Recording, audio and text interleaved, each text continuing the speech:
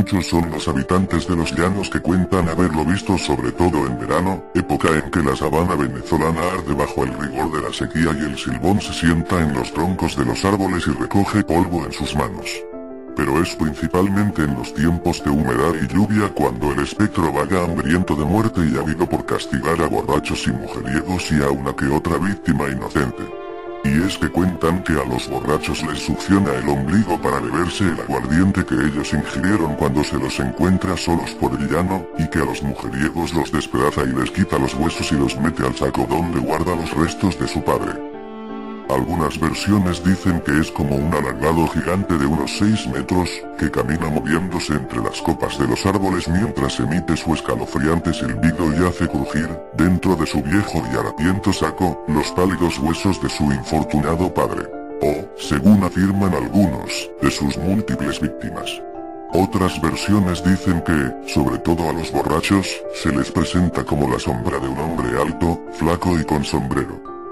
Existe la creencia de que sus silbidos se suceden unos a otros en ciclos de do, re, mi, fa, sol, la, si y que se escuchan cercanos cuando no hay peligro y lejanos cuando sí lo hay, pues cuanto más lejanos suenan más cerca está.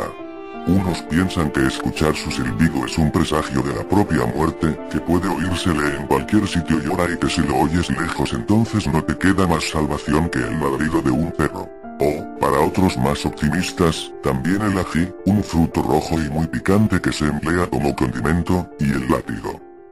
Cuentan que, en ciertas noches, el silbón puede aparecerse cerca de una casa, dejando en el suelo el saco y poniéndose a contar los huesos uno a uno.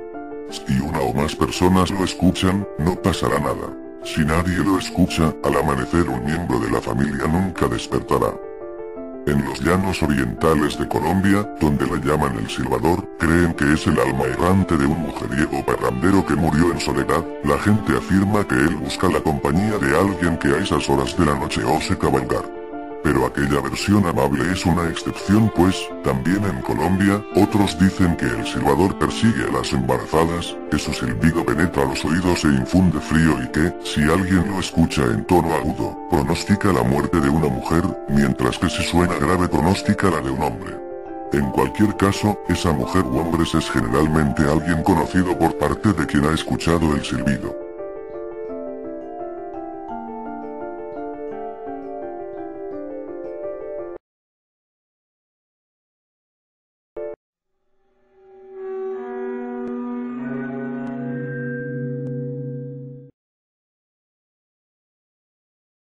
La leyenda de El Silbón nació a mediados del siglo XIX en las llanuras de Guarabito, un municipio del estado La Portuguesa, dentro de Venezuela.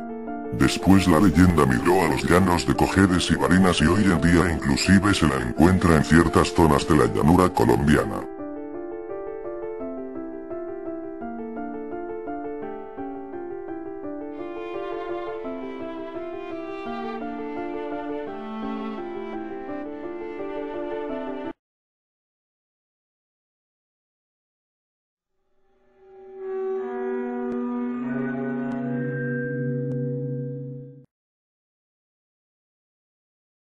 Cuentan que cierto joven descubrió que algo extraño estaba pasando entre su esposa y su padre.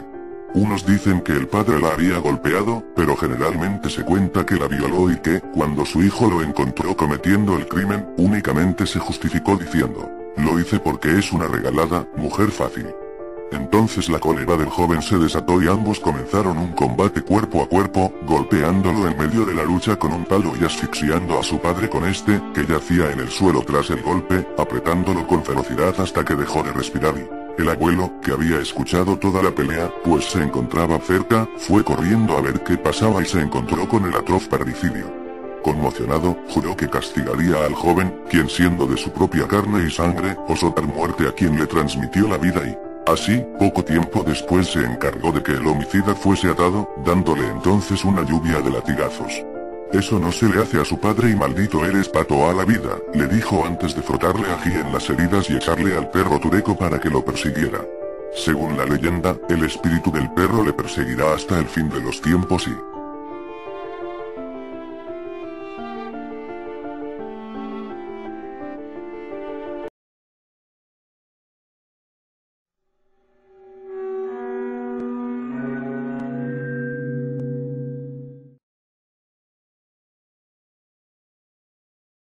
El Silbón era un joven caprichoso y consentido, acostumbrado desde niño a ser complacido en casi todo. Un día, al Silbón se le antojó comer asadura de venado, hecha con el hígado, el corazón y el pulmón del animal. Su padre inmediatamente salió de cacería de buscarle un venado pero he aquí que el padre tuvo una mala jornada de cacería y, tras regresar con las manos vacías, se encontró con la cólera de su hijo, el cual se descontroló y terminó matándolo y sacándole las partes necesarias para hacer la asadura. Después le entregó las partes a la madre, quien no sabía nada del asesinato. Esta acabó por darse cuenta de que las partes para la asadura no se ablandaban como de costumbre, sospechó de su hijo y avisó al abuelo. Tras descubrir el crimen, el joven fue maldecido por su abuelo y su hermano, según algunos, también por la madre, quienes lo ataron, le pelaron la espalda a latigazos, le frotaron ají en las heridas, lo echaron con violencia de la casa y le soltaron al perro tureco para que lo persiga.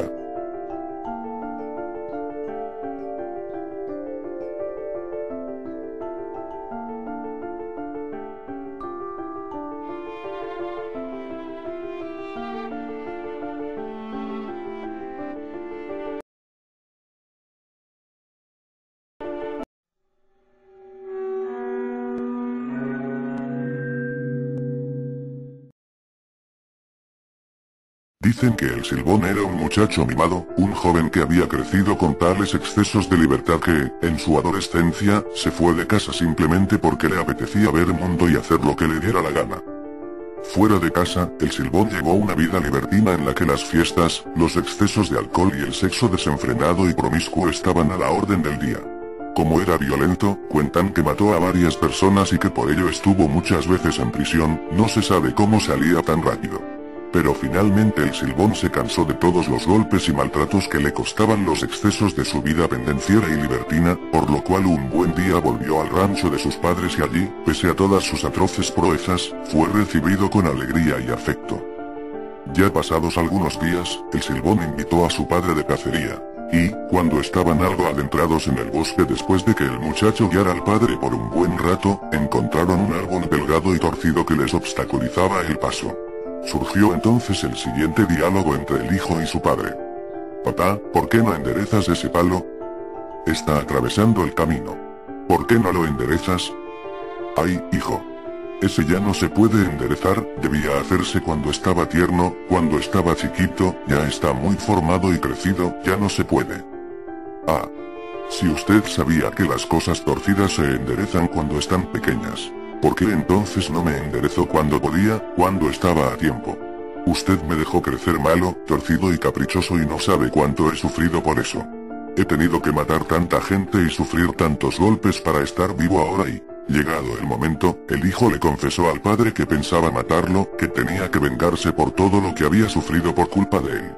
Así y sin darle tiempo de huir, lo agarró del cuello, lo apuñaló y le sacó las partes, hígado, corazón y pulmón, con que se hace el asado. Después dejó el cuerpo tirado y fue a casa con las partes de su padre para que la madre hiciera un asado y, no obstante la madre se dio cuenta del crimen, entró en ira, lo maldijo y, junto al hermano y el abuelo, lo ataron, le arrancaron la piel de la espalda a latigazos, le frotaron ají, lo exiliaron para siempre de casa y mandaron al perro tureco para que lo persiga, lanzándole la maldición de que sería errante y no tendría descanso pues oiría los ladridos del perro cada vez que se detuviera a descansar y,